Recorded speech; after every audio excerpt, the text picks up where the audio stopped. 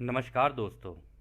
Law of one यानी एक का कानून, या कह लीजिए एक का ज्ञान, या कह लीजिए एक के तरीके। यह इसका 7वें सत्र का दूसरा भाग है। दोहराया जाता है कि इस किताब में दी गई सूचनाएं या जानकारियां आप जान भी सकते हैं, मान भी सकते हैं, नज़रअंदाज कर सकते हैं, या फिर सिरे से खारिज कर सकते हैं, क्योंकि यह आपकी फ्री विल है जो कि अनंत रचयिता द्वारा आपको दी गई है। तो अब हम इस सत्र को शुरू करते हैं। तो डॉन सवाल करते हैं, मैं काफ़ी इच्छुक हूँ इस एक के ज्ञान के इस्तेमाल को लेकर, और ख़ासकर कि ये कुछ भी करने की आज़ादी जिसको हम फ्री विल कहते हैं उसको लेकर, कि ये इस्तेमाल कैसे किया जाता है। मतलब यह है कि आपने ये उड़न तश्तरियों या कह लें यूएफओ को अपने प्रचार के लिए इस एक के ज्ञान को और कुछ भी करने की आज़ादी को कैसे इस्तेमाल किया इस कार्य को करने के लिए। हमें लगता है कि पिछले 30 सालों में ये 9 की समिति ने काफ़ी बार क्वारंटीन हटाई है ताकि लोग इन्हें देखें, उनमें जागरूकता बढ़े और वो इसके ऊपर सवाल जवाब करना शुरू करें। क्या मैं सही कह रहा हूँ? तो राह कहते हैं, इसको समझने के लिए तुम्हें अपने दिमाग की कुछ गांठें खोलनी पड़ेंगी ताकि इसको समझ सको। थोड़ा धीरज रखकर इसको समझना।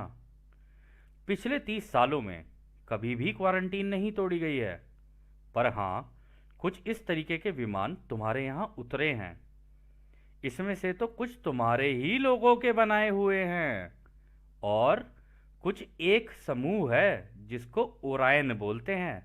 तो दोस्तों, ये जो ओरायन है ना, हमने एक बचपन में एक फिल्म देखी थी, उसमें एक एक पार्ट था जहाँ पे वो यूँ बोलता है, ये तेजा तेजा क्या है, ये तेजा तेजा।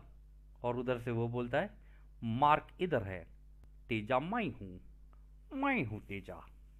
तो बस इस पूरी कहानी का तेजा रावण, दज्जाल, लूसीफर, आप इसे जिस नाम से बोलना चाहो बोल लेना, ये है। और फिर वो कहते हैं, दूसरा ये कि अनुमति तो मिली थी, परंतु क्वारंटीन तोड़ने की नहीं, बल्कि तुम्हारे यहाँ आकर सोच के आकार के प्रदर्शन से उनको बताना जिनके पास आंखें हैं देखने के लिए और दिमाग है उसको समझने के लिए। तो दोस्तों, यहाँ पे ये क्रॉप सर्कल्स की बात कर रहे हैं, जो जगह जगह क्रॉप सर्कल्स बने ना पूरे वर्ल्ड में, उसके बारे में बता रहे हैं कि वो हमारे बनाए हुए थे। तो आगे वो कहते हैं, और तीसरा ये कि हाँ, तुम ठीक कह रहे हो कि अनुमति मिली थी, परंतु जब तुम्हारे यहाँ पहला परमाणु बम बनाया गया था ना, इस अनुमति का इस्तेमाल हमने तुम्हारे लोगों पर नज़र रखने के लिए किया था, कुछ इस तरीके से कि वो रहस्यमय लगने लगे। अगर इसको तुम हमारा अपना प्रचार करना कहते हो तो हाँ, ये ठीक है। तो दोस्तों, जब पहला परमाणु बम फटा तो सारे ब्रह्मांड में सबको पता चल गया कि बच्चों के हाथ में लग गई है माचिस की तिल्ली और बैठे हैं सिलेंडर पे।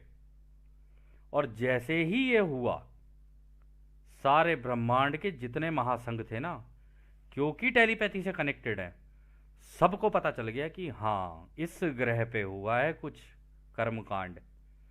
तो यहाँ वो ये बताने की बात कर रहे हैं। तो फिर वो कहते हैं, इस रहस्यमय प्रचार से हम तुम्हारे लोगों को ये बताना चाहते थे कि ब्रह्मांड में अनंत संभावनाएं हैं।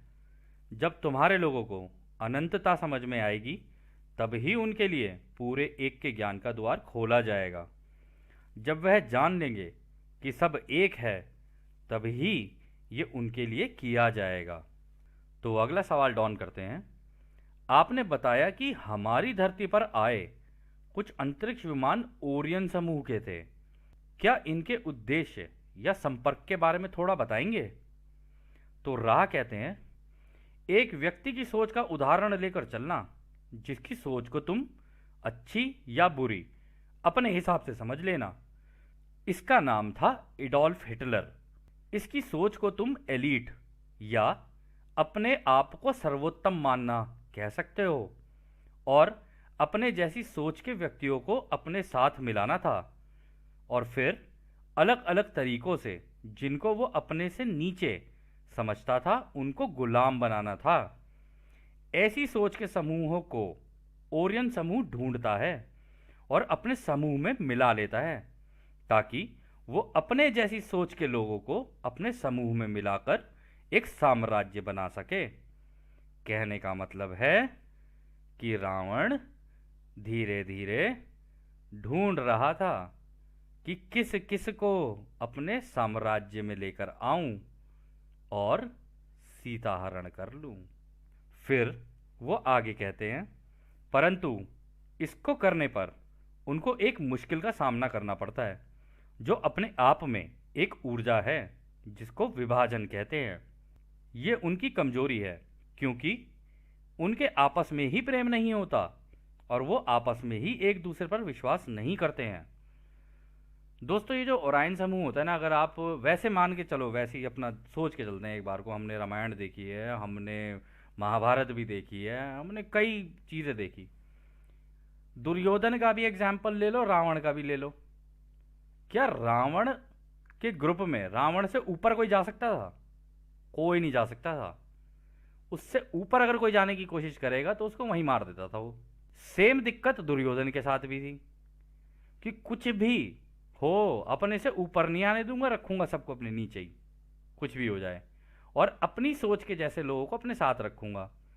परंतु आगे चल के आपको ये पता चलेगा कि इस समूह में भी आगे बढ़ने के लिए ना निरंतर आपस में एक दूसरे की काटापीटी चलती रहती है कि इसको दबा, इसको दबा, आपस में लड़, ये कर, वो कर, ऐसे करके साम दाम दंड भेद सारी नीतियों का इस्तेमाल करते हैं ताकि ऊपर रहा जाए, टॉप पे किसी भी तरीके से। तो खैर, आगे डॉन बोलते हैं, ये ओरायन समूह कौन सी घनत्वता का है? तो रा कहते हैं, जैसे कि हमारे महासंघ में अलग अलग घनत्वता के लोग हैं उसी तरह वहां भी हैं। इनमें से कुछ तुम्हारी जैसी तीसरी घनत्वता के हैं, तो मतलब तीसरी घनत्वता के भी मिले हुए हैं ओरायन से। काफी ज्यादा चौथी घनत्वता के हैं, उतने ही ज्यादा पांचवी घनत्वता के हैं, मतलब जितने चौथी में हुए उतनी पांचवी घनत्वता के उसकी साम्राज्य में हैं, और बहुत ही कम छठी घनत्वता के हैं। दोस्तों, इसका एक कारण है कि छठी घनत्वता में कम क्यों है, वो आपको आगे पता चलेगा। ये किसी भी वक्त और जगह पूरे ब्रह्मांड में 10% ही हो पाते, चाहे कितनी भी कोशिश कर लें, क्योंकि इनके इतने आत्मिक और अपने बनाए हुए विरोधाभास होते हैं कि ये हर समय लड़ाई की ही सोचते हैं और आपस में ही एक दूसरे को मार देते हैं। मतलब ये है कि साम्राज्य जीतना है, साम्राज्य जीतना है, पर इसके दावेदार बनेगा कौन, दावेदार बनेगा कौन? तो आपस में चलता ही रहता है इनका मलखंभ। ऐसा नहीं है कि ये मतलब सब एक साथ मिलके काम करेंगे, लेकिन उसमें ये होगा कि लीडर कौन बनेगा। आपस में हमेशा यही लगा रहता है कि मैं ऊपर, मैं ऊपर, मैं ऊपर, मैं ऊपर। और इसके कई उदाहरण आपने देखे होंगे आपको तो दिखते ही रहते होंगे अगर टीवी देखते होंगे तो। आगे रहा कहते हैं, उनकी शक्तियां और हमारी शक्तियां बराबर हैं क्योंकि एक का ज्ञान रोशनी और अंधेरा दोनों के लिए है। अच्छा दोस्तों, ये बात भी बिल्कुल सही है। हम लोगों ने रामायण देखी है, क्या रावण के पास कम थी पावर्स? क्या राम के पास कम पावर्स थी? राम भी जानते थे माया का खेल और रावण भी जानता था माया का खेल, पर दोनों के माया के खेल में एक चीज थी, और अगर वो चीज आपको समझ में आ गई ना इस किताब के अंदर, तो आप समझ जाना राम और रावण में क्या डिफरेंस था ना, और वो कौन सा ज्ञान था जिसकी वजह से राम राम क्यों हुए और रावण रावण क्यों हुआ, वो सब समझ में आ जाएगा आपको। खैर, आगे चलते हैं। फिर चाहे उसका इस्तेमाल दूसरों की सेवा के लिए हो या केवल अपनी सेवा के लिए हो, हालांकि दूसरों की सेवा के परिणाम अपनी सेवा के लिए भी हो जाते हैं, इसलिए इन अभ्यासों को करके और प्रेम और मित्रता बढ़ जाती है और रचयिता की बुद्धिमानी की तरफ और तेजी से बढ़ा जाता है। तो मतलब देखो दोस्तों, ये यहाँ पे कह रहे हैं ना कि दूसरों की सेवा के परिणाम ये होते हैं कि तुम्हारी सेवा अपने आप ही हो जाती है, खुद ही हो जाती है। या वैसे भी सोचने वाली बात है कि अगर आप किसी की मदद कर रहे हो तो जब कभी किसी टाइम पे आप मुश्किल में आओगे तो यार वो भी मदद ही कर ही देगा। अब मान लो किसी के पास कुछ ना रहे तो, और आप मान लो एक के ज्ञानी बन गए, आपको समझ में आ गया वो अनंत रचयिता क्या है। अगर कल को किसी के पास कुछ भी ना रहे ना, तो थोड़ा थोड़ा करके सारे एक की मदद कर देंगे। ये हो जाता है, क्योंकि दिल से ही इच्छा ऐसे निकलती है कि मुझे सेवा करनी है, वो सेवा भाव रहता है। इसलिए दूसरों की सेवा का रास्ता ना, उसमें तेजी से आगे बढ़ा जा सकता है रचयिता की तरफ, यानी उसकी अनंत बुद्धिमानिता की तरफ, कि वो है क्या। खैर आगे चलते हैं। तो फिर रा बोलते हैं, जो लोग अपनी सेवा के रास्ते पर चलकर अनंत बुद्धिमानिता की खोज करते हैं, वो भी उतनी ही शक्तियां प्राप्त करते हैं। परंतु जैसा हमने कहा था, क्योंकि विभाजन ही इनका रास्ता होता है और दूसरों पर राज करने की इच्छा की ऊर्जा निरंतर रहती है, इसलिए इन्हें काफी मुश्किलें आती हैं, क्योंकि इससे एक दूसरे की कमजोरियों का इस्तेमाल करने की वजह से आपस में प्रेम नहीं होता है और निरंतर लड़ाइयां आपस में ही चलती रहती हैं, और समूह बड़ा हो भी जाए तो निरंतर टूटता ही चला जाता है। तो दोस्तों, ये तो अब आप अपनी बुद्धि का ही इस्तेमाल कर लेना कि दूसरों की कमजोरियों का इस्तेमाल कर करके खुद को टॉप पे कैसे रखा जाता है, और अंदर भी निरंतर वो विरोधाभास चलते ही रहते हैं कि तू तू ऐसा और तू ऐसा, तो इसने ये किया उसने वो किया, हैं सारे एक ही, लेकिन इसने ये कर दिया उसने वो कर दिया, और यहाँ पे सारे लगे पड़े भाई ये सही है कि वो सही है, ये सही है कि वो सही है। हो जाता है बड़े बड़े ग्रहों पे ऐसी छोटी छोटी बातें होती रहती हैं सतरीठा। तो खैर फिर आगे वो कहते हैं, ये ध्यान से सोचने और समझने की ज़रूरत है कि एक का ज्ञान सभी के लिए बराबर है, और जिसको जो रास्ता अच्छा लगता है उसे चुन सकता है, फिर वो चाहे दूसरों की सेवा का हो या केवल अपनी सेवा का हो। उसके बाद इस एक के ज्ञान को किसी भी माया जाल में अपने चुने हुए रास्ते के अनुसार इस्तेमाल किया जा सकता है। अपनी किसी भी दिशा की ओर प्रगति की जा सकती है, क्योंकि कुछ भी करने की आज़ादी भी इसी ज्ञान का एक बड़ा हिस्सा है। अच्छा दोस्तों, इसके अंदर एक चीज़ बड़ी सही बताई इन्होंने, इन्होंने कहा कि किसी भी मायाजाल में इस्तेमाल किया जा सकता है इसका, चाहे वो तीसरी घनत्वता का हो, चौथी का हो, पांचवी का हो, छठी का हो, आगे का हो, कभी का भी हो। एक के ज्ञान का इस्तेमाल कहीं पर भी हो सकता है, पर कैसे करना है, क्या तरीके हैं, वो तो एक का ज्ञान जब पूरा समझ में आ जाता है ना, तभी पता चल सकता है। तो खैर आगे चलते हैं। तो वो कहते हैं, इसलिए हर प्राणी सीखता है, वो चाहे किसी भी दिशा में चाहे सीख ले। सब एक ही ज्ञान के अनुसार सीखते हैं, कुछ तेजी से और कुछ धीरे धीरे। और दोस्तों, ये धीरे धीरे और तेजी ना, इसके ऊपर है निर्भर कि कौन इस एक के ज्ञान का इस्तेमाल कैसे करता है। बस यही है भेद दोनों में। तो फिर डॉन कहते हैं, अच्छा अगर हम उदाहरण के लिए पांचवी घनत्वता के ओराइन समूह की बात करें, तो क्या आप ये बता सकते हैं कि उनकी इससे पहले कौन कौन सी घनत्वता थी? तो रा कहते हैं, घनत्वताओं में प्रगति क्रम अनुसार ही होती है। जो पांचवी घनत्वता के होते हैं वो चौथी घनत्वता से कटाई करके लाए जाते हैं। उसके बाद वो आपस में रहकर एक दूसरे से सीखते और सिखाते हैं और अनुभव लेते हुए आगे बढ़ते हैं। तो अगला सवाल डॉन करते हैं, मैं समझने की कोशिश कर रहा हूं कि ये ओराइन समूह जैसे लोग आगे कैसे बढ़ जाते हैं। मेरा मानना यह था कि ये एक का ज्ञान ऐसा माहौल बनाता है कि एक व्यक्ति तीसरी घनत्वता से चौथी घनत्वता में जाता है, जैसे कि हमारी धरती पर हो रहा है। मैं ये समझने की कोशिश कर रहा हूं कि ऐसी सोच वाले कैसे आगे बढ़ सकते हैं। यदि आप ओराइन समूह में होते और केवल अपनी सेवा के ही रास्ते पर चलते, तो आप कैसे आगे बढ़ते इस तीसरी से चौथी घनत्वता की ओर? इसके लिए क्या सीखना जरूरी है? अच्छा दोस्तों, सबको ये पता है कि हाँ भाई सतयुग आता है, जी बिल्कुल मिलेगा सतयुग। पर यहां तो ये पता चल रहा है सतयुग भी दो तरीके के हैं, एक नहीं दो। अब ये दो तरीके के सतयुग क्या हैं और इसमें से कौन से में जाना है और कैसे जाना है, ये जब तक एक का ज्ञान ना पता हो तब तक कोई नहीं जा सकता। तो रा कहते हैं, ये आज का आखिरी सवाल रखते हैं क्योंकि कार्ला थक रही है।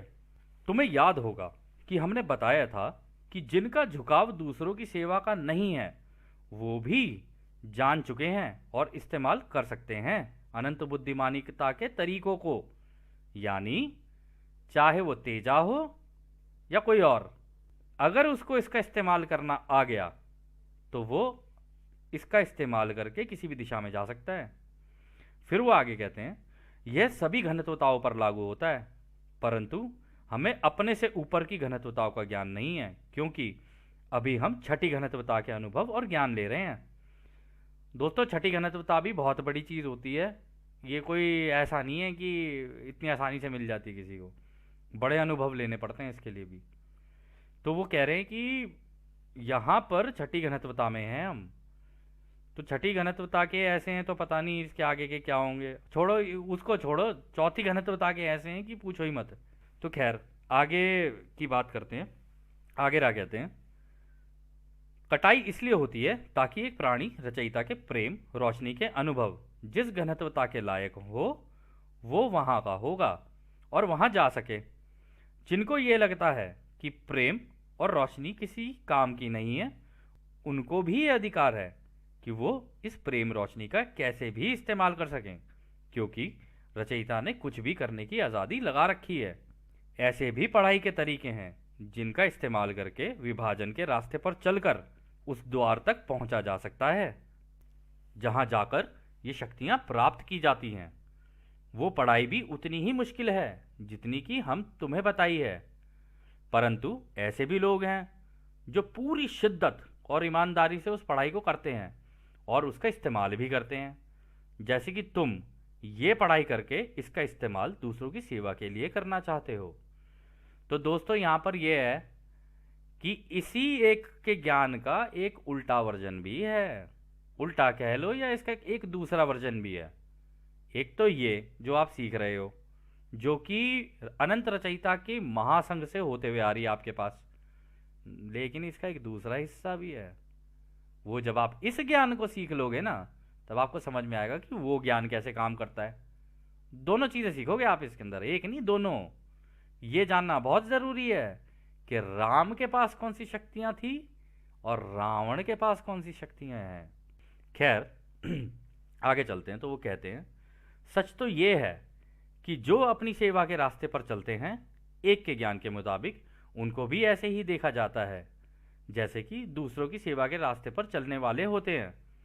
क्या सब एक नहीं है? अपने आप की सेवा करना और दूसरों की सेवा करना एक ही बात के दो मतलब हैं, अगर तुम एक का कानून या ज्ञान के अंदर से समझो तो कहने का मतलब है अपनी सेवा करके भी दूसरों की सेवा की जा सकती है, परंतु उसमें हमेशा लिमिट लगेगी।